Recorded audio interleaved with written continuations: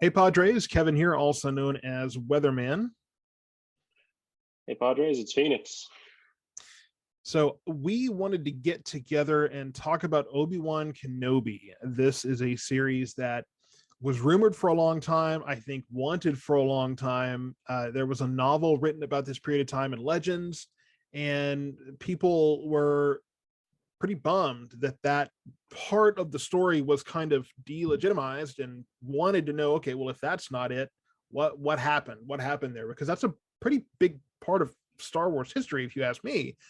So we wanted to take a chance to kind of sit back and talk about a little bit what kind of our expectations initially, what our experience was watching it, what we thought of after that, because I think that a lot of expectations were met, but a lot of expectations were not met, and but I think more so we kind of gained some things we didn't know that we wanted. So Phoenix, I'll just ask you, what were you expecting kind of before the series started?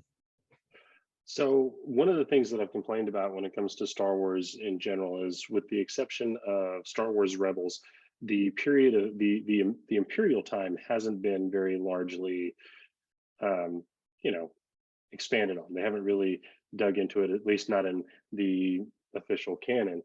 Um, so, I was really excited about that, and I think that some of that was met. Some of it wasn't. It did feel very self-contained, with a few references to kind of the larger universe. I expected a little bit more of the. I think it was on the Mandalorian after the Empire fell. They were like, "Oh, Republic, Imperial doesn't matter," but that's not the picture that I got either. So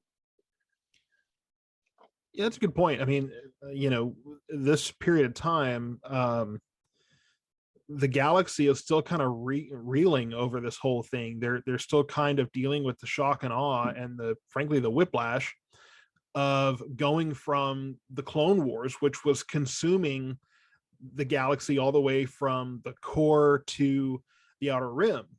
Um, and out of this, all of a sudden, the Jedi are wiped out. Chancellor Palpatine declares himself emperor, and suddenly the Empire is just spreading a death grip over the entire galaxy everywhere. Uh, and so I think there's just a lot of just struggle to adjust.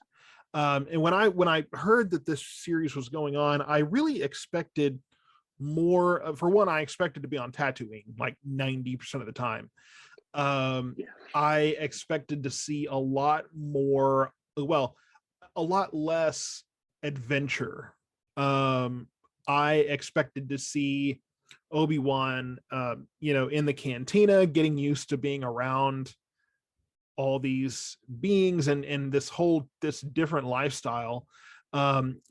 Because in a New Hope, he's kind of comfortable, in this area, and he says, "You will never find a more wretched hive of scum and villainy." So clearly, he knows Mos Eisley, and he kind of, he's familiar with it, right? He's very cool. He's in the bar. It's just whatever. Of course, we saw in Attack of the Clones, he doesn't mind a drink or two. um right. so I expected to see, I did not expect this big a focus on, number one, an off-world adventure, and two, the kids. I just, that kind of took me by surprise. Especially Leia, she was quite impressive in the show.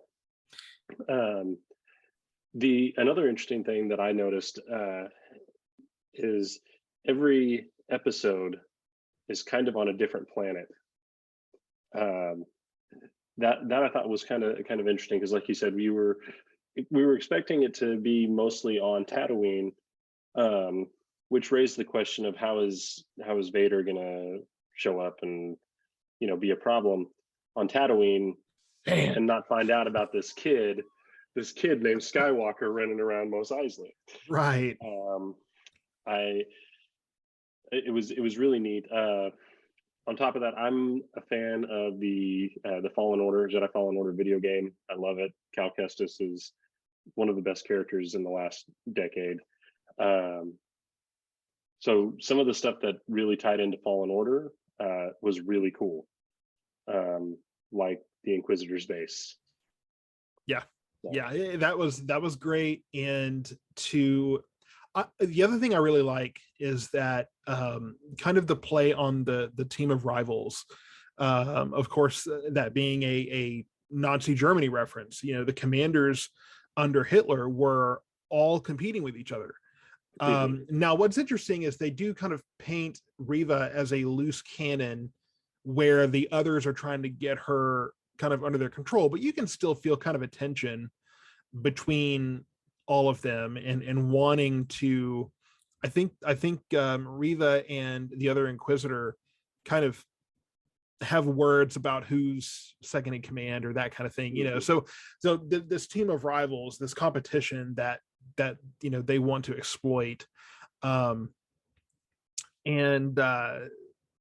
so that was kind of cool to see. And something else too overall in this series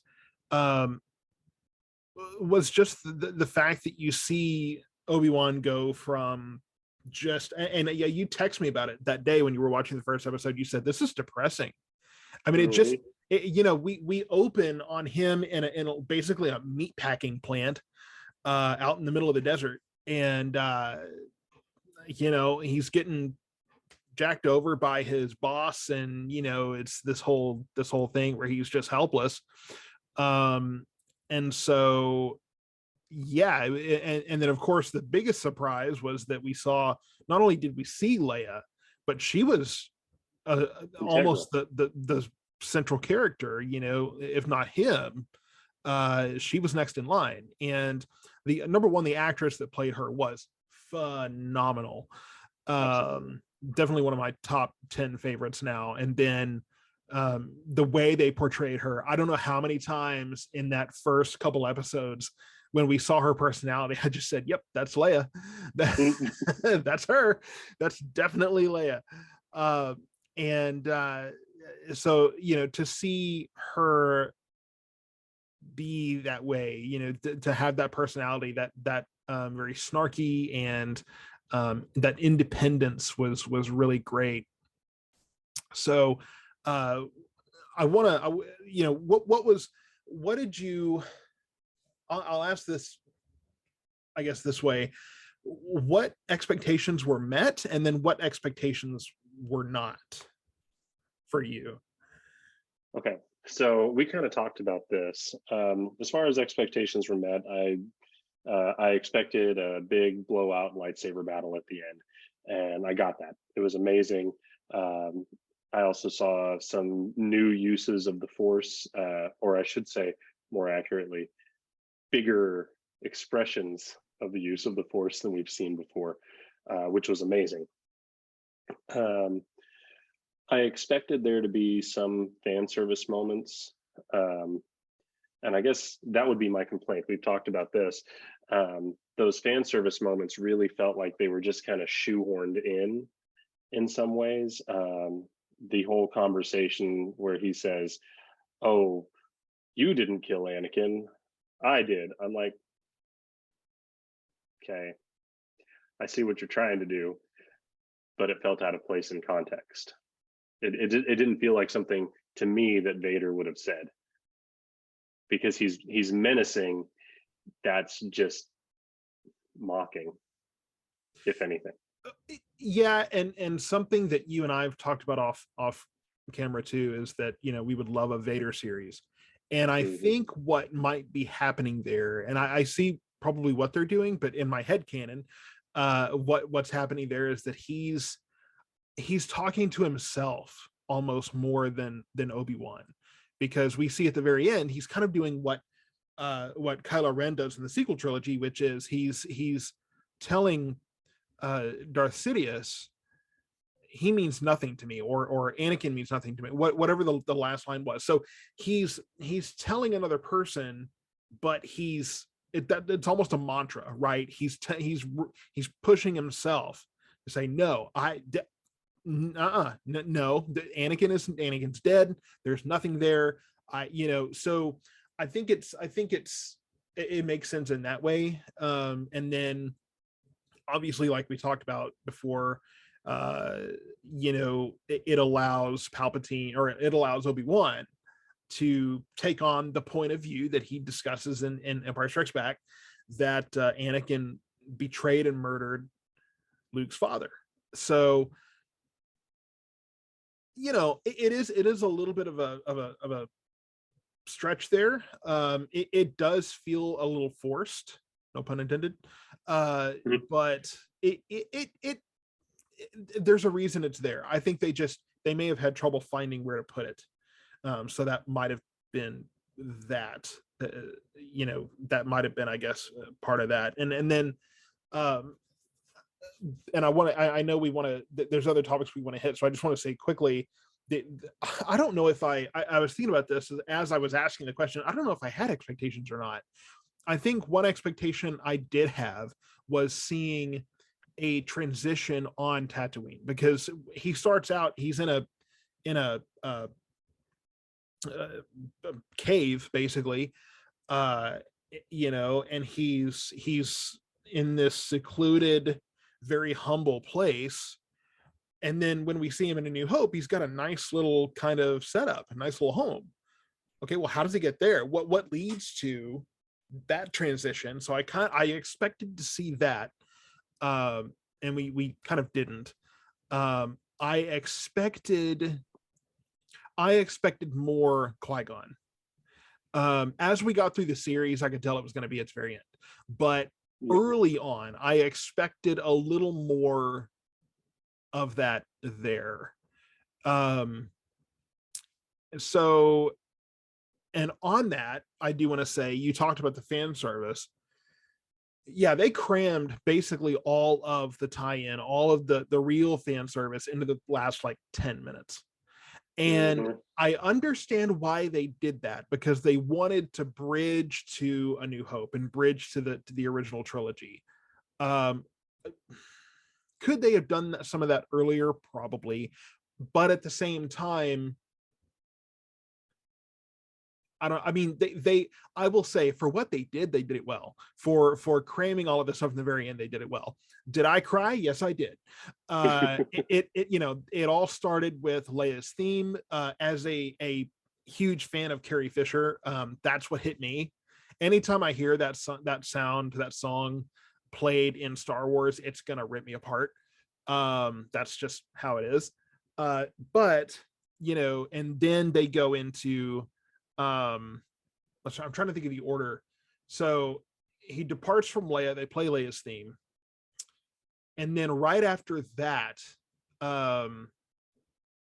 that's where he goes and sees Luke, and then Owen Lars says, do you want to meet him again? I just and I'm not a guy that cries a lot, but Star Wars, for whatever reason, I connect with very emotionally.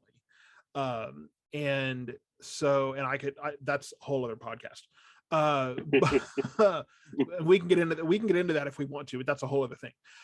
But that hit me pretty hard. And of course, he says the hello there thing, and of course that was just fun. That was an obvious, like, okay, here's the little fun thing that everybody wanted, but no big deal there. And then Qui-Gon finally appears,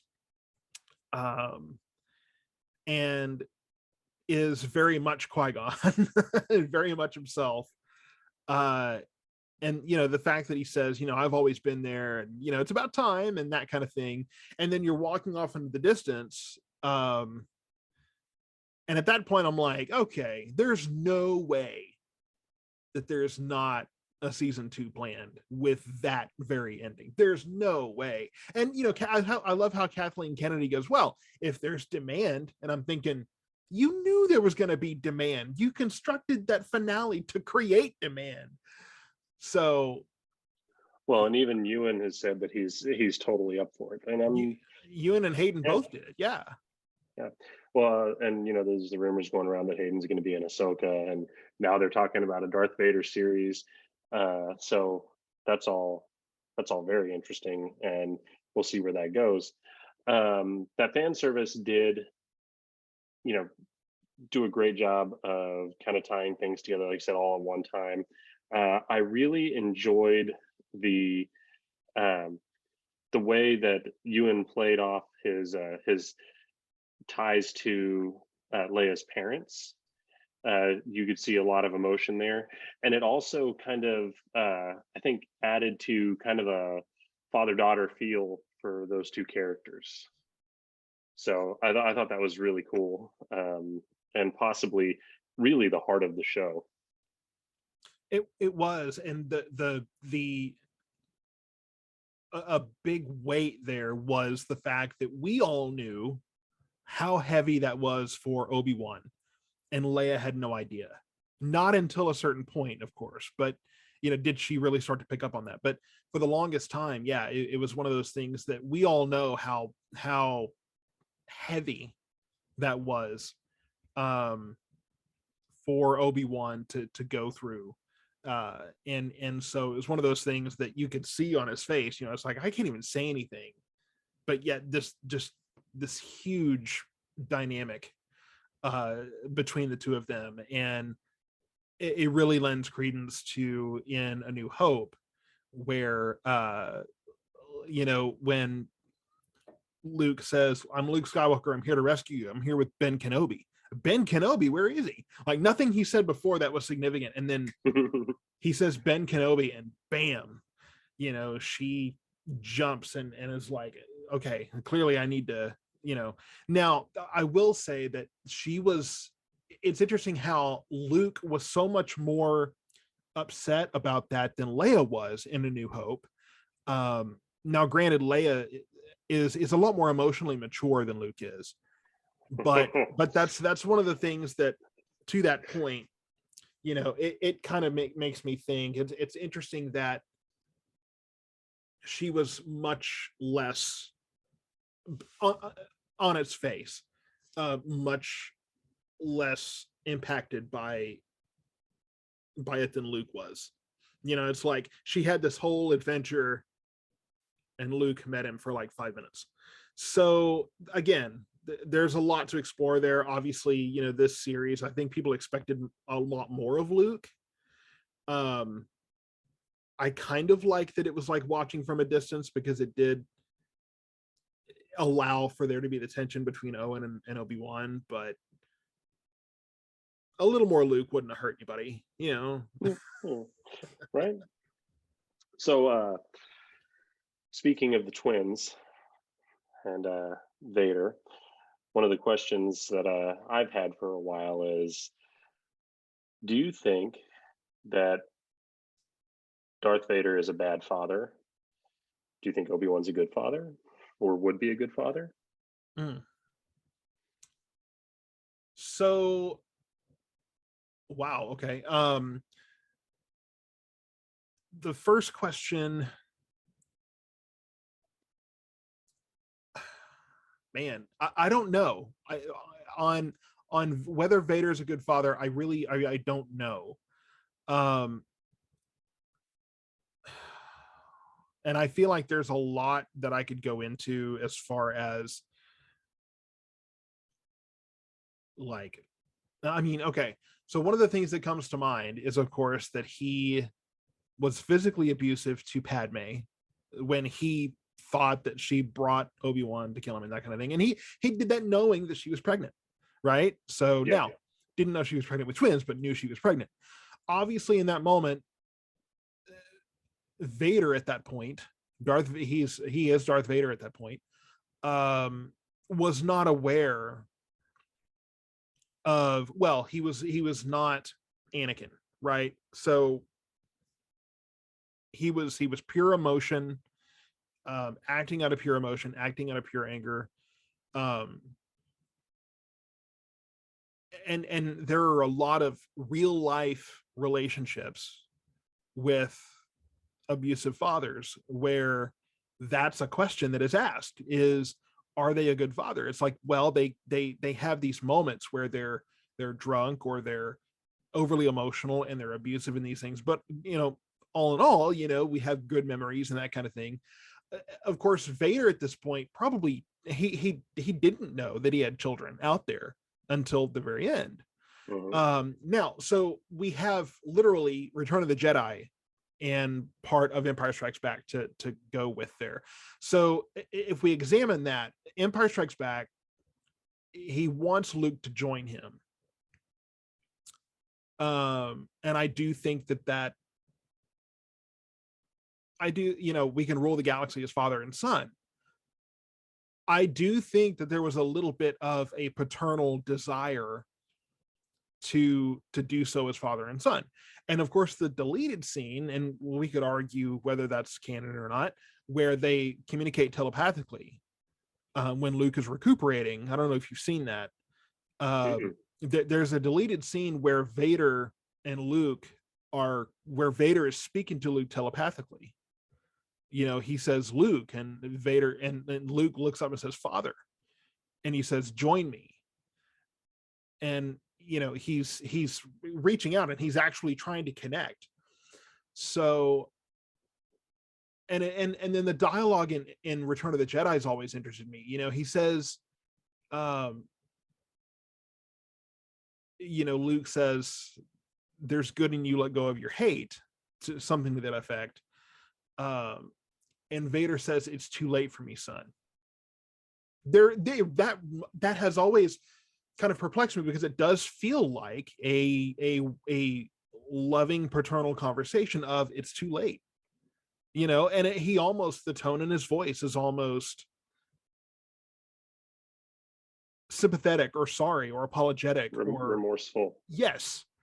And Obi-Wan did a great job of showing, like the series did a great job of showing how much of a monster that he had become. So I think that scene was the first time I understood the it's too late, why he feels that way. Right. I mean, yeah, he wanted his son to join him. He also cut off his son's hand, 2 minutes later.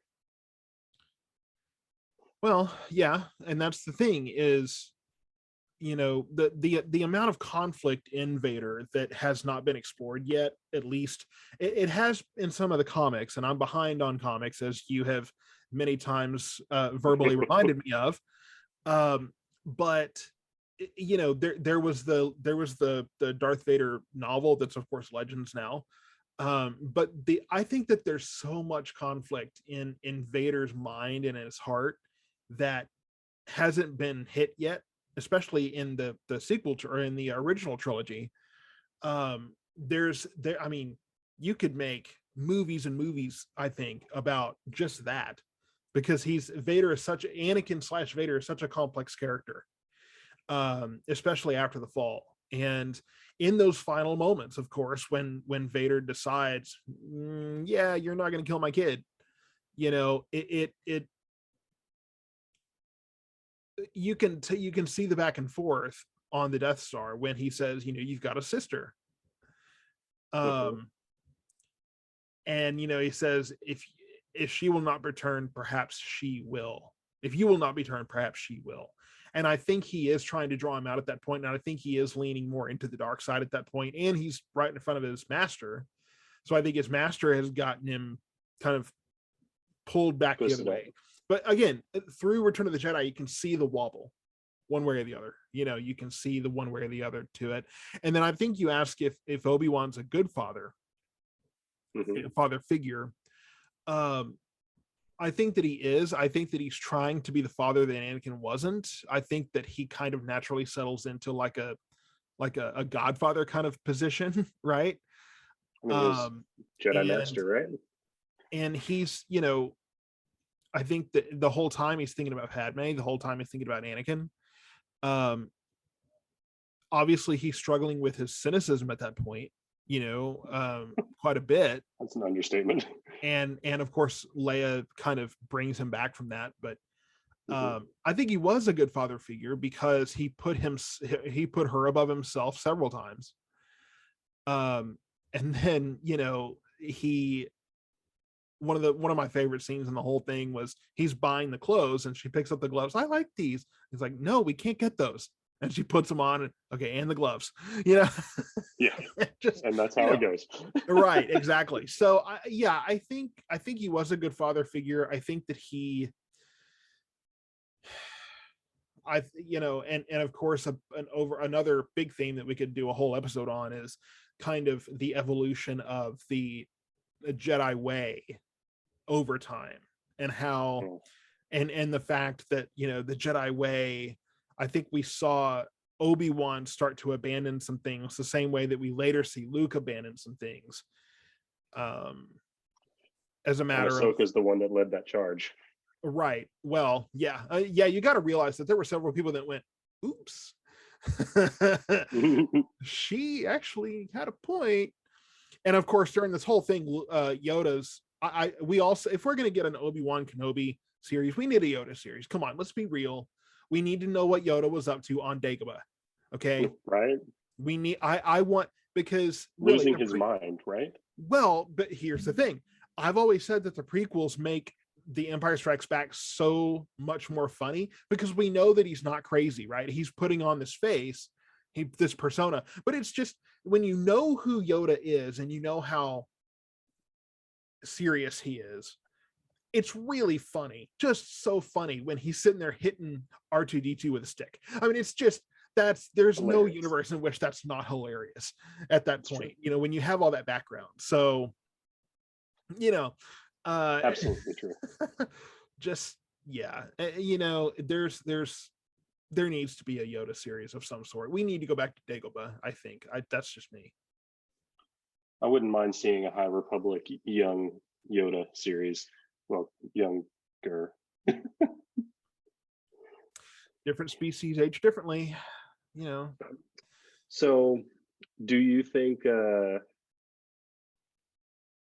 he would have turned back sooner had he been around growing up when his kids were growing up? I mean, I think that's a possibility. Or the kids would have turned out very different. Yeah, it's yeah, and there's a lot of variables there too. um I think during this time of the series, I think that Vader is still pretty fresh off of everything that happened.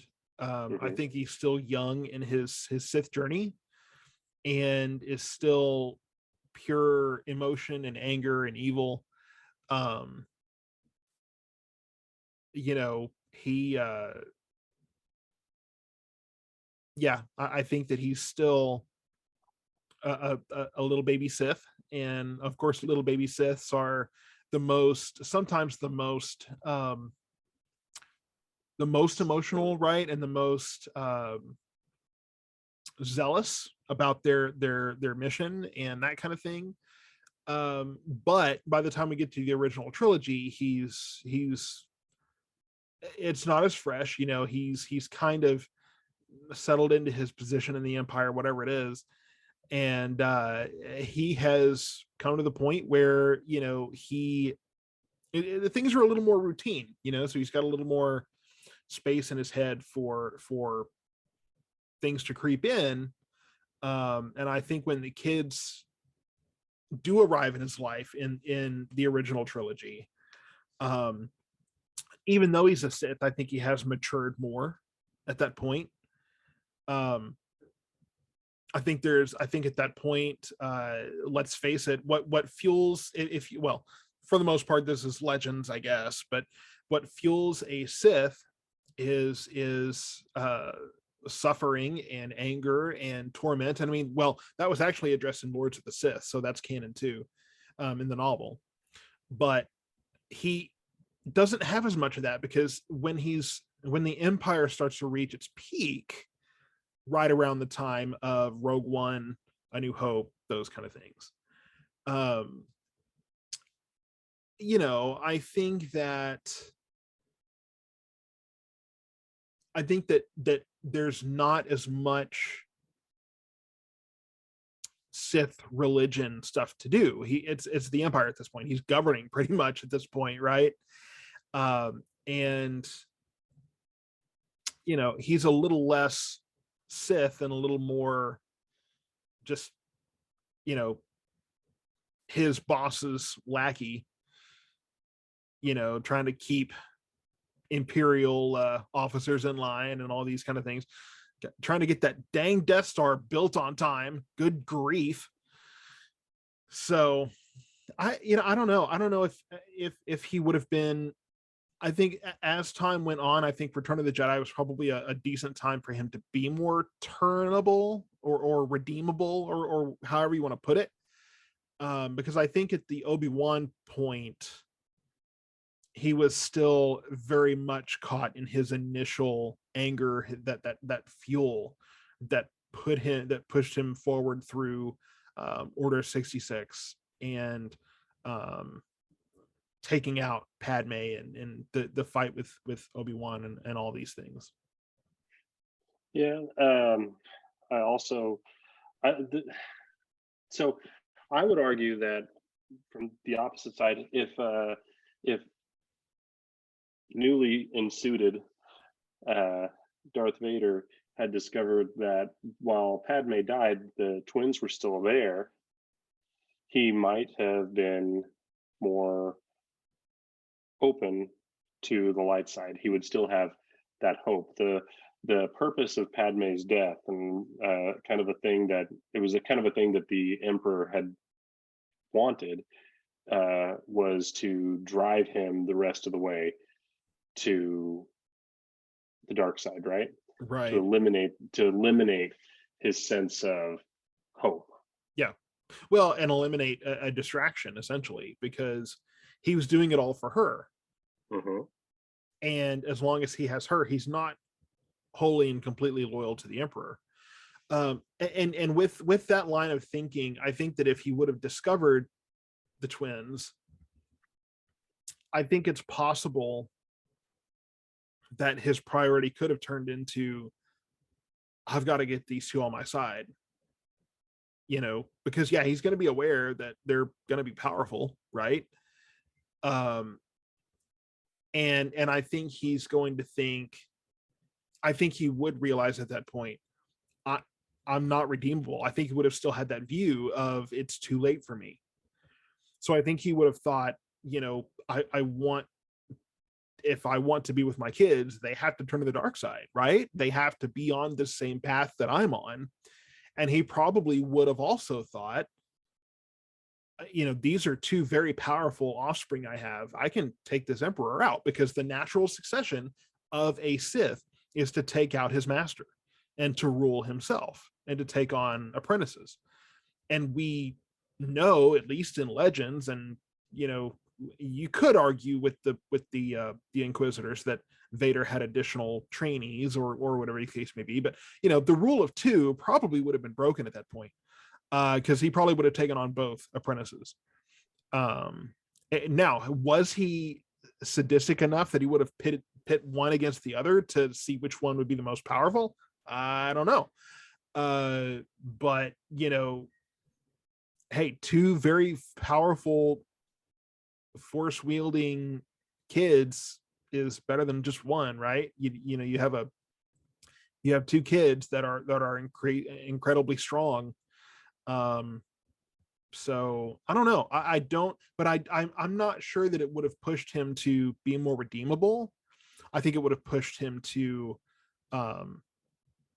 create his own Sith dynasty at that point, and to really almost go the opposite direction.